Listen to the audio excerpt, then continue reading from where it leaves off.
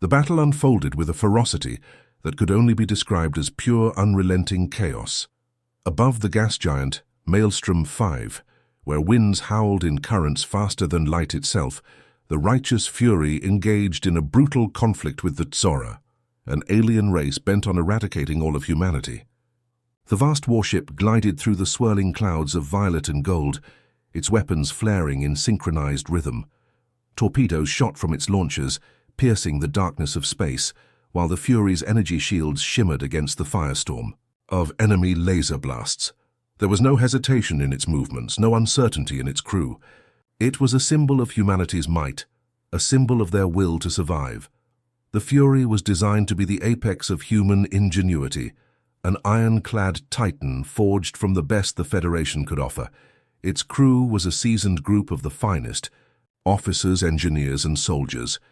Leading them was Captain Elena Corran, a woman with eyes hardened by years of war, but whose spirit burned with the undying hope that humanity could push the Zora back, reclaim their home, and unite the galaxy under their banner. But then, something impossible happened.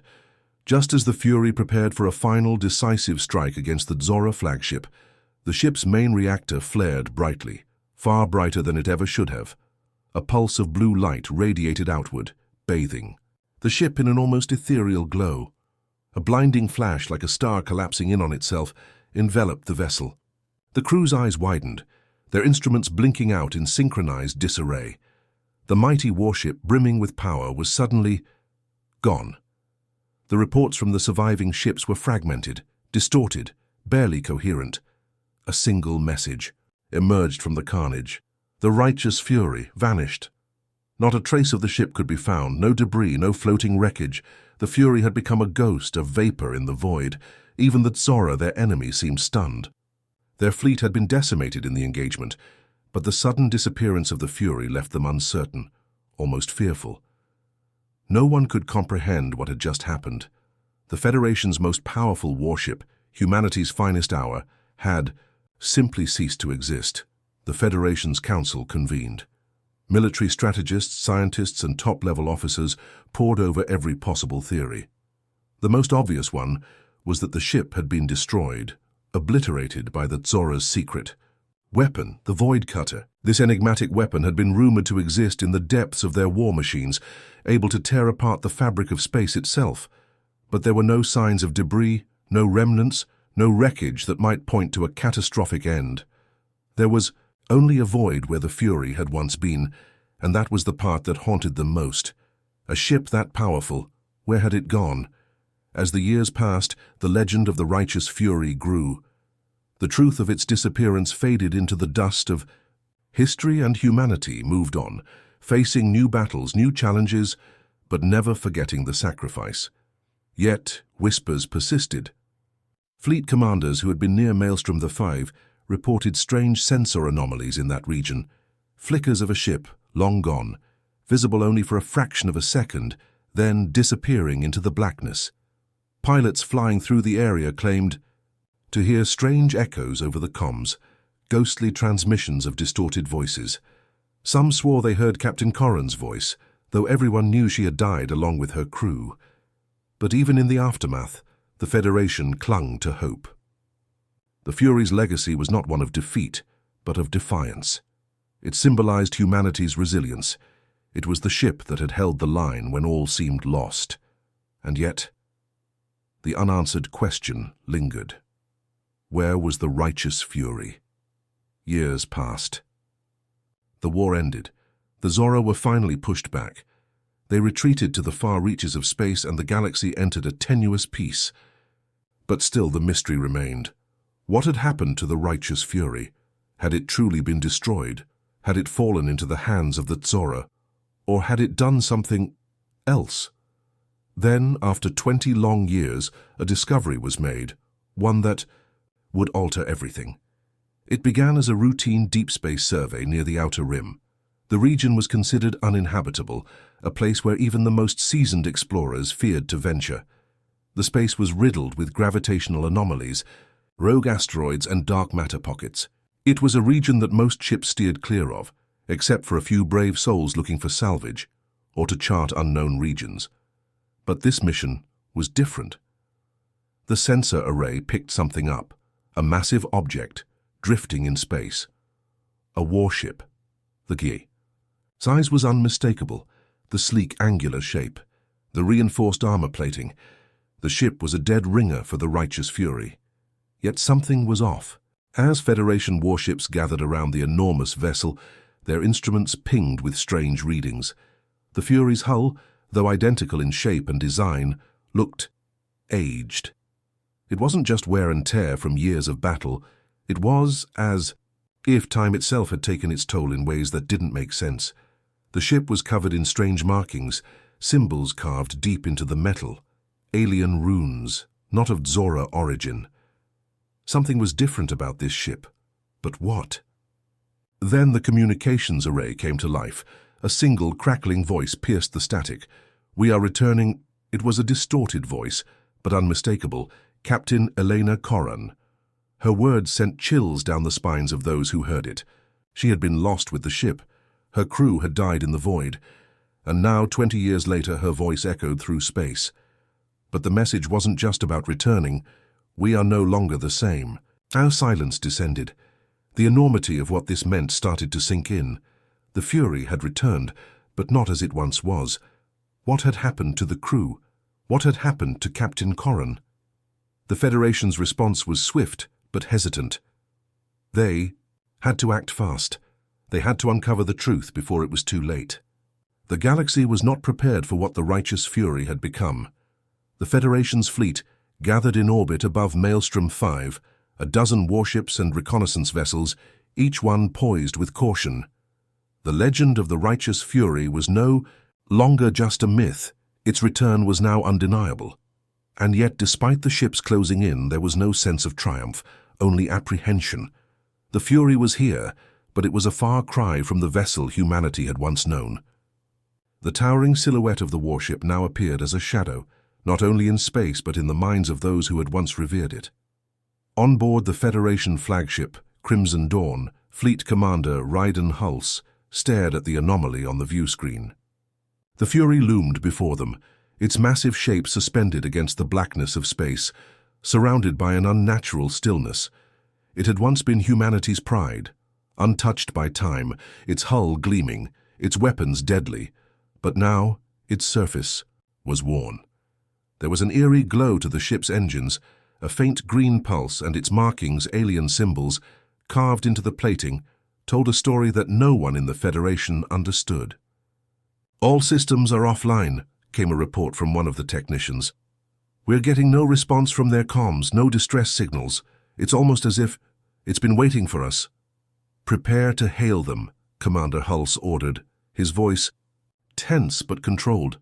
There was a quiet fear in the air, something the Federation hadn't felt in decades, not since the first whispers of the Fury's disappearance. The comms officer activated the broadcast. "Righteous Fury, this is Fleet Commander Hulse of the Federation," he called out, his voice sharp and steady. "Identify yourselves. This is a Federation fleet. Do you require assistance?" The seconds stretched into an eternity. Then the crackling voice returned, disjointed as if fighting to break through static. "We return." Commander Hulse's hand clenched on the console. The voice was unmistakable. It was Captain Corran, but there was something wrong. Something haunting. It wasn't the same woman they had known. "Captain Corran?" Hulse's voice softened. "Is that you? What happened to the Fury? Why have you returned?" The response was chilling. The voice, though it carried the unmistakable weight of Corran's tone, was laced with an unrecognizable quality. Distorted, otherworldly. "We are no longer the same. We transcended." And with those words, the communication cut off. For a moment there was nothing but the hum of the ship's systems, the quiet murmurs of officers working on their consoles. "Transcended," Hulse whispered, his mind racing. Was it possible that the Fury had undergone some kind of transformation, some form of evolution that humanity could never comprehend? The Federation fleet hovered in the shadow of the massive ship, its surface pocked with signs of unknown corrosion, strange energy discharges pulsing from its core. But one thing was certain: this ship was no longer just a weapon. It was something more, something alien. The decision was made to board the Fury. A small team of Federation specialists and engineers, led by Commander Hulse, prepared to transfer to the Fury. As they assembled on the Crimson Dawn's docking bay, the atmosphere was thick with uncertainty. No one knew what they would find on that ship. What had become of the crew? Were they still alive, or had they been consumed by whatever strange force had taken hold of the Fury? The journey to the ship took mere minutes, but every second felt stretched by the weight of their fear. The shuttle shook as it approached the Fury, the ship's gravity well pulling them in with an unseen force. It was a quiet ride. No one spoke. Each member of the boarding party lost in their own thoughts, wondering what awaited them inside the ghost ship. The docking port opened with a hiss, and the team entered the Fury's once grand hangar bay. The lights were dim, flickering erratically, as if the ship itself had a heartbeat, a rhythm that didn't align with human understanding. As they ventured deeper into the interior, the hull seemed different. The metal was not cold to the touch, but warm, almost alive. The walls pulsed with faint bioluminescent veins, and strange symbols were etched into every surface.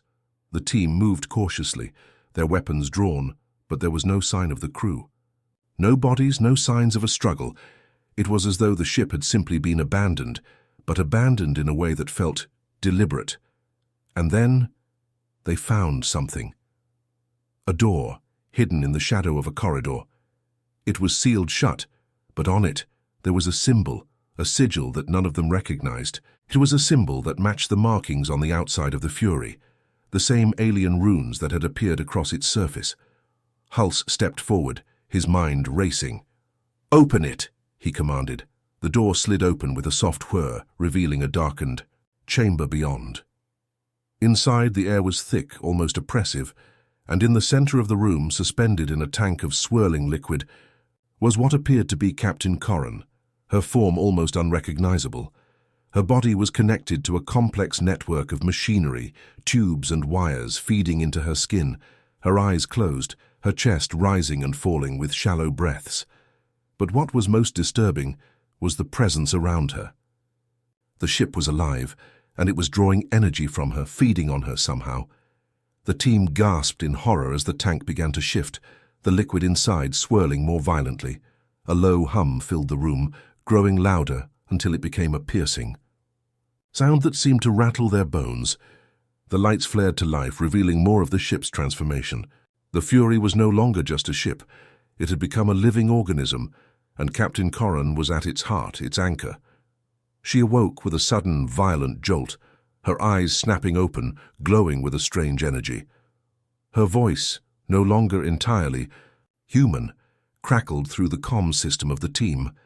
"We are the Fury. We have ascended." Her words were chilling, but they were only the beginning. The room fell silent, save for the hum of the ship's strange, organic systems. Commander Hulse stood frozen in place, his breath shallow, his heart pounding. The figure in the tank, Captain Elena Corran, was no longer just a woman. Her once familiar form had been transformed, her skin pale and streaked with veins of dark, iridescent energy. Her eyes now glowing an eerie shade of green, locked onto the Federation team. They were no longer the eyes of a human leader. They were the eyes of something to other. "We are the Fury," she repeated, her voice now a distorted amalgamation of her own, laced with an unearthly resonance. "We have ascended." The word sent a ripple through the team. Commander Hulse felt his pulse quicken. Ascended? What did that even mean? Was this what the Fury had become in the years it had been lost in the void? And what had happened to Corran and her crew? Had they been transformed too? Captain Corran. Hulse's voice cracked as he stepped forward, though his instinct screamed to retreat. "What is this? What happened to you?" For a moment there was nothing but silence. The room was bathed in a dim, sickly green glow. The walls of the Fury seemed to pulse with life, the metal moving in rhythmic, almost breathing motions, like the innards of some colossal beast. The air felt heavier, thick with the energy that radiated from the ship's very core. Then, as if the words had broken through some invisible barrier, Corran's voice filled the chamber once again, but this time it was different, colder, more commanding. We were lost in time, Commander, lost in space, and found by something greater. The ship became more, and we became one with it. The Fury is not just a warship anymore. It is a living entity, and we are its consciousness. The team recoiled, their minds struggling to process what they were hearing. Corran, once a respected commander of humanity's finest fleet, was now part of a sentient warship, a being whose existence transcended anything they had ever encountered. You merged with the ship? Hulse asked, his voice barely a whisper. How? Corran's eyes flickered as if searching for the right words. When we were lost, the Fury fell into the rift, into the heart of the Zora's void cutter technology. The rift, it's not just a tear in space, it's a gateway to something, beyond our comprehension, and we were chosen. The team exchanged nervous glances, but Hulse held his ground. His thoughts raced. The void cutter, an ancient and mysterious weapon, capable of bending space and time. No one had fully understood its power until now. It wasn't just a weapon, it was a doorway, a gateway to something that defied the natural laws of the universe. Corran continued, her voice now taking on an unsettling calmness. The ship is no longer bound by the laws of physics, you understand. It is not merely metal and energy anymore. It has evolved, adapted, and so have we. We are the guardians of this new form, the protectors of the power within the ship. And now, the galaxy will know what it means to face the Fury. As she spoke, the walls of the chamber seemed to vibrate, and the ship's energy surged. The ground beneath the team's feet trembled as if the very ship was alive, waking from a long slumber. What do you mean, the galaxy will know? Hulse asked, his voice growing louder, more desperate. What are you planning to do? What is this power you're speaking of? Corran's eyes burned brighter. The green glow from her pupils seemed to consume the room, casting long, twisted shadows on the walls. You still don't understand, she said, her voice growing colder. The Fury was always more than just a weapon. It was built to be a vessel of change, but it was not until we entered the rift, until we merged with the forces beyond, that we truly understood its purpose. The Fury is now a conduit, a bridge between worlds. It carries the potential to reshape the galaxy, to bend reality itself. The Federation team took a collective step back. What was she saying? Reshape the galaxy? Bend reality? A low hum echoed throughout the ship, louder now, building in intensity. Hulse could feel it vibrating in his chest, a deep, unsettling frequency that seemed to speak directly to his bones. The Fury wasn't just a ship, it was a force, a living force with the ability to change everything. But why? What had Corran become? What had the crew become? Were they now part of this entity? And what of the Zora? Had they known about the Void Cutter's true nature? Before he could ask another question, a sharp warning blared across the ship's communication system. Warning: unauthorized fleet movement detected. The entire ship shook, the walls groaning as the lights flickered violently. A new, deeper energy pulsed from the Fury's core, and through the viewport, the Federation fleet began to move. By itself, the Fury was taking control. Commander, one of the engineers shouted, his voice panicked. The Fury, it's taking over the fleet systems. Hulse's mind raced. What had Corran done? What was the ship capable of now? The Fury wasn't just returning, it was expanding, spreading its influence. The Federation fleet, once a beacon of human unity and strength, was now at the mercy of the righteous Fury, a ship that had transcended its very nature and become something far more terrifying. Stop it. Shut down the control systems. Hulse shouted, but it was already too late. The Fury had already begun to take control of the fleet's weapons, its shields, its very commands. It was a symbiotic takeover, an all-encompassing assimilation. And then Corran's voice came through the comms once more, her tone now unrecognizable, no longer human, but something far more powerful, more chilling. Your ships will no longer be your own, Commander. The Fury is awakening, and its reach will extend beyond what you can imagine. The galaxy is changing. The future is ours. Hulse's heart sank as the realization hit him. The righteous fury had returned, not to aid humanity, but to dominate it. The galaxy's future was no longer in the hands of the Federation. It was in the hands of a new, unknowable power. The Crimson Dawn groaned under the strain as its systems fought against the control the Fury now wielded. Commander Hughes felt the cold sweat trickling down his neck, but he didn't dare wipe it away. Every decision, every action now carried the weight of the Federation's survival. The ship was no longer just a floating fortress. It was a battlefield.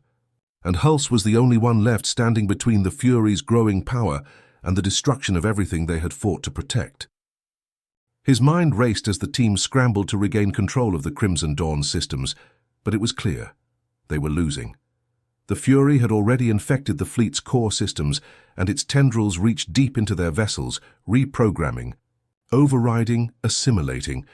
It was a matter of time before the entire fleet fell under the Fury's control, and then... What? What would Captain Corran do with an army of Federation warships at her disposal? The galaxy had no idea what it was. They're about to face. We can't hold them off for much longer, Commander. One of the engineers shouted, panic creeping into his voice as the ship's lights flickered once again. The Fury's technology, it's too advanced. It's bypassing all our defenses. Hulse stood frozen, his fingers hovering over the console, struggling to understand the full scope of the situation. The Fury wasn't just manipulating the fleet, it was feeding off of it, gaining strength, becoming something far more dangerous than any weapon humanity had ever encountered. Captain Corran! Hulse shouted into the comms, his voice hoarse. What do you want from us? Why do this? We were allies once, your people, your crew. They're still out there, aren't they? You can stop this. There was a long pause before the voice of Corran, now distant and cold as if her humanity had been stripped away piece by piece, responded. We were never allies, Commander. We were tools. Tools in a war that no longer matters. The Fury has awakened, and its purpose is not to serve. Its purpose is to reshape. The galaxy will fall into its embrace, or it will be consumed. Hulse's breath caught in his throat. The meaning of her words struck him like a lightning bolt. This wasn't just about the Federation. This wasn't even about humanity anymore. The Fury had become a new form of life, a force beyond the scope of any government or military. It wasn't a weapon to be wielded. It was a harbinger of something new, and it had decided the future of the galaxy. As Hulse struggled to comprehend this new reality, the ship's comms officer interrupted his thoughts with an urgent message. Commander, we're receiving distress signals from multiple systems. The Fury, it's spreading. There are reports of unexplained blackouts across the galactic frontier. Entire fleets are reporting that their systems are failing, and strange signals are being broadcasted in deep space. It's the Fury. It's reaching farther than we imagined. Hulse clenched his jaw. The Fury was spreading like a virus, its influence infecting the very heart of the galaxy. And if they didn't act fast, the entire galactic order could crumble under its weight. We need to stop it, Commander, said Lieutenant Maris, the ship's chief strategist. Her voice was a steady anchor in the chaos, but even she couldn't hide the fear in her eyes. But how? We're not dealing with a ship anymore. The Fury is a living organism now, and it's as powerful as any fleet. Hulse's mind raced. There had to be something, some way to stop it. But what? The Federation's greatest minds had pored over the Fury's technology for years, and they had always assumed it was lost forever. No one had ever anticipated that the ship itself would evolve into something beyond their understanding, something alive. We have to find the source, Hulse said, determination edging into his voice. We have to find the core, the heart of the Fury. That's where the power lies. If we can sever its connection to the fleet, we might stand a chance. Maris nodded grimly. But where do we even begin? The Fury's signal, it's everywhere. We start at the heart, Hulse replied. We find Corran, and we end this. With grim resolve, the team began to prepare for their next mission. But as they geared up for what could very well be a suicide run into the very heart of the Fury, another unsettling report came in. The fleet had begun to move again, this time toward the heart of the galaxy, to the ancient center of the Federation's domain Terra Nova. The Fury, with its new power, had set a course for humanity's most sacred world, the birthplace of the human race, the center of their culture, their civilization. "We can't let it reach Terra Nova," Hulse said, his voice steely. "If the Fury makes it there, if it assimilates Terra Nova, the galaxy as we know it will be gone. It will be the final act in its ascension." The Federation's race against time had begun. As Hulse and his team prepared to board their shuttle for the final assault on the Fury's core, the crimson dawn trembled beneath them once more. The ship had become a battleground in its own right, a vessel caught between two forces, the crew that had once commanded it and the entity that had consumed it. Corran's voice once again echoed through the comms, but this time there was no warmth, no recognition, only cold mechanical certainty. "You cannot stop what has already begun. The Fury is no longer your enemy, it is your future." The Federation had a decision to make: stand and fight, or let the Fury rewrite the galaxy in its image. The shuttle roared through the dark expanse of space, the distant stars mere pinpricks of light against the crushing blackness. "Commander." Hulse sat at the helm, his eyes fixed on the coordinates. Terra Nova. The Fury's fleet was already closing in, its ships surrounding the once pristine world in an impenetrable ring of glowing, pulsating energy. The final battle was inevitable. It was no longer about victory or defeat, it was about survival. And Hulse knew that the odds were against them. The shuttle's engine hummed with a low rhythmic pulse as Lieutenant Maris double-checked their systems. The entire crew had been prepped for the most dangerous mission they had ever undertaken. If they couldn't sever the Fury's connection to its fleet, humanity would lose its last bastion of hope. Terra Nova was more than a planet. It was a symbol. Its fall would mark the end of an era, the death of a civilization. And the Fury, in its ascended form, had already claimed dominion over the stars. "We've entered the combat perimeter," Maris reported, her voice steady but laced with tension. "The Fury's fleet is locking in. They know we're coming." "Deploy the cloaking systems," Hulse ordered, his tone resolute. The shuttle's advanced stealth technology hummed to life, its outline blurring against the backdrop of the star-streaked sky. For a fleeting moment, everything seemed to pause. The crew had trained for this. They'd prepared for every possible contingency. But no amount of preparation could truly ready them for what they were about to face. The Fury was more than a fleet. It was an organism, a living entity, and it was connected to its ships in ways they didn't fully understand. It could sense them. It could feel them coming.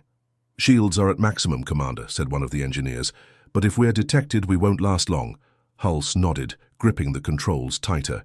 They would have to make it through. The defensive perimeter undetected, if they were to have any hope of reaching the Fury's core. But even if they did, what then? The ship was alive, evolving, adapting with every passing second. The deeper they went, the more unpredictable it became. Ahead of them, the massive silhouette of the Fury loomed, its once solid form now warped and shifting like a living thing. The ship had become a behemoth, an entity so vast it defied description. It twisted and pulsed, as though breathing in unison with the cosmos, and at its heart the core of its power, a singularity that defied the laws of physics itself. As they neared the outermost layer of the Fury's defenses, Hulse felt a sharp, tingling sensation on the back of his neck. He knew they were being watched. The ship's very presence seemed to pulse in the air, a sensory overload that made his skin crawl. The Fury was aware of them, but it hadn't yet revealed its hand. "Brace for impact," Maris shouted, as the shuttle's hull groaned and shuddered. A wave of energy washed over them, a force field from the Fury's outer layer. It was like slamming into a brick wall, but the shuttle held strong, its shields flickering but holding. "Shields holding," the engineer reported, though his voice trembled. Hulse's pulse quickened. The Fury was beginning to respond. It wasn't just a ship anymore. It was sentient, and it was aware of their every move. The calm, collected force that had once been the Fury's crew was now a swirling, chaotic mass of power, shifting and pulsating through the ship like a dark star in the heart of the galaxy. The ship was alive, but it wasn't just a biological organism. It was a hybrid of metal, energy, and intelligence, its control over its systems omnipotent. "We're in," Hulse said, his voice steady. "Now, we head to the core." The shuttle plunged deeper into the ship's labyrinthine interior, a dark, twisting maze of metallic corridors and pulsating energy conduits. The ship's internal structure was completely alien, an unrecognizable blend of technology and something else, something organic. The walls seemed to move, shifting and warping as though they were alive, guiding the shuttle deeper into the Yeo. Fury's heart. It was as if the ship was opening up to them, welcoming them into its very soul. "We're being drawn in," Maris said, her voice tight. "Commander, the shuttle's systems, they're becoming unstable." "I know," Halsey replied, staring ahead, his mind racing. The deeper they went, the more the Fury's influence seeped into their ship. The walls of the shuttle's cockpit flickered as the Fury's energy began to interfere with their instruments. Every button, every lever was a struggle to control. It was like fighting against the tide of a vast, unstoppable ocean. And the Fury wasn't a natural ocean, it was a tempest, a force that bent reality itself. Then a harsh, metallic screech split the air, and the shuttle lurched violently. They had entered the core. "Hold on," Hulse barked, bracing himself as the shuttle veered uncontrollably. Through the viewport, the crew saw it, the heart of the Fury. The core was a massive, swirling mass of energy, a dark star of unimaginable power. It pulsed with a rhythmic beat, like the heartbeat of the ship itself, and it radiated an energy so intense, so all-consuming, that Hulse could feel it pulling at his very soul. It was alive, alive in a way that defied any understanding of biology or physics. The energy was pure and raw, an unfiltered force of nature that could rip apart the fabric of reality. This was the Fury's true form. Not just a warship, not just an entity, it was a god, and they were standing on its doorstep.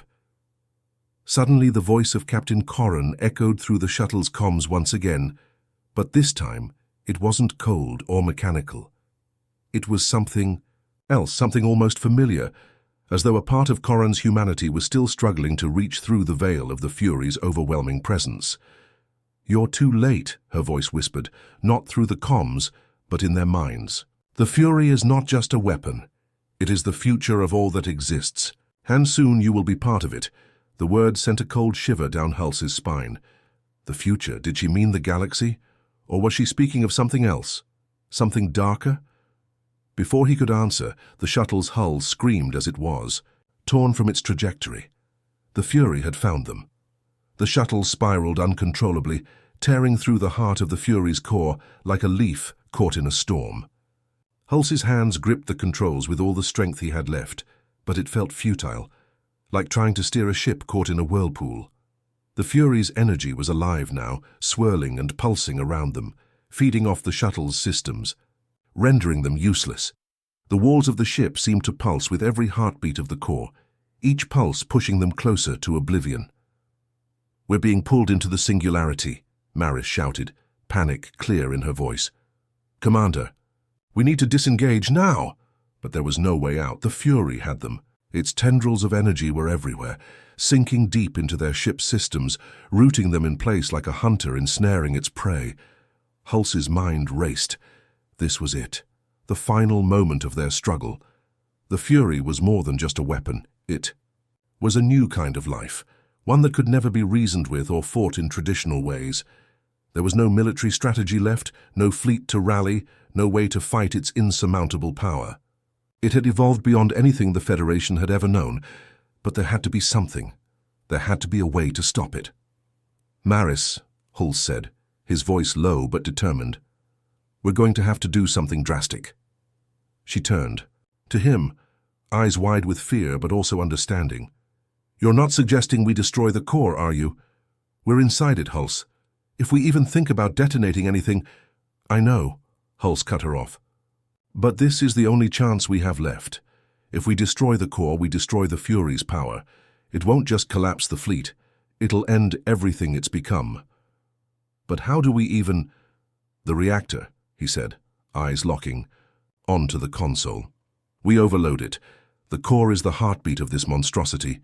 If we inject enough energy into the central reactor, we can destabilize it." "But that will destroy us too," Maris said, shaking her head. "The shuttle will be torn apart before we get anywhere near it." "We don't have a choice," Hulse replied grimly. "We're either going to die here, or we're going to make sure the Fury never touches another soul in the galaxy." His gaze fell to the central console where the ship's emergency overrides were displayed. Blinking lights, digital readouts, a countdown. If they could manually trigger a core overload, they might be able to destabilize the Fury's energy matrix. But it was a one-way ticket. There would be no escape. Maris hesitated, her hands shaking as she ran through calculations in her mind. Even if we do this, Hulse, what if the Fury adapts? What if it stops us before we can trigger the detonation? Hulse looked at her, his jaw set in a hard line. If we fail, the galaxy falls. If we succeed, there will be nothing left, she finished, the weight of the truth settling over them both. Not even ashes. The ship's engines roared in protest, the strain of the Fury's energy pressing against every wall, every system. Hulse could feel his heartbeat echo in his ears. Time was slipping away. He could see it now. Through the ship's damaged viewport, the core glowing brighter and brighter, swirling with unimaginable power. It was alive, and its heart beat in sync with the galaxy itself. "We do this together," Hulse said, voice unwavering. "On my mark." The shuttle shook again, this time violently, as the Fury's defenses responded with ferocious power. Energy blasts from unseen sources crashed into the hull, rattling them, but Hulse didn't flinch. His mind was locked on the singular goal before him. They would stop this or die trying. "Mark!" he shouted. Maris slammed her hand down on the emergency override. Sparks flew from the console, and the ship shuddered as the reactor began to overload. The digital countdown flashed, on the screen ticking down with a cruel, methodical slowness. 9, 8, the Fury screamed in protest. The walls of the shuttle began to warp under the immense pressure, the fabric of reality itself stretching and twisting. Hulse could feel his very soul being torn at the seams. The Fury was more than a ship now. It was the embodiment of a new kind of power, a force that defied logic, and it was not going down without a fight. 2, 1. The countdown hit 0. A shockwave of unimaginable energy surged through the shuttle, blasting the cockpit with blinding light. The entire vessel bucked under the force, and Hulse felt his body slam against the seat as the shuttle was hurled back through space.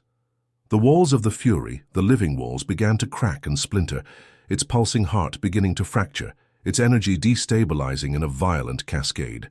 The Fury shrieked, a sound like the universe itself was being torn asunder. And Hulse knew in that moment that they had done it. They had succeeded, but at what cost? The shuttle's external comms crackled, and through the static, Hulse barely heard the voice of Captain Corran, her words cutting through the chaos like a knife. "You cannot defeat us." The transmission cut off abruptly, leaving only the deafening silence of space in its wake. They had done it. The Fury, no, the entity that had consumed so much of the galaxy, was finally destabilized, its heart torn apart. But the cost was catastrophic. The shuttle was listing in space, crippled by the shockwave of their actions, its systems fried. The crew was battered but alive. "For now. Status," Hulse rasped, his voice weak but defiant. Maris coughed, her voice barely audible. "Core has been destabilized. The Fury is collapsing. It's going to implode. But we're too close. We won't make it." "We have to get back to the fleet," Hulse murmured, staring at the shattered remnants of the Fury in the distance. "We've won, but the galaxy is still at risk. We need to warn the others." As the remnants of the Fury began to collapse, in on itself, a black hole forming in its wake, Hulse knew this was just the beginning of a new war. The universe would never be the same. But at least for now they had won. Thank you for following along on this journey. If you enjoyed this epic battle, please like, share, and comment below. Let us know what you think about the fate of the Crimson Dawn and the Fury. What do you think will happen next? And be sure to stay tuned for more galactic adventures.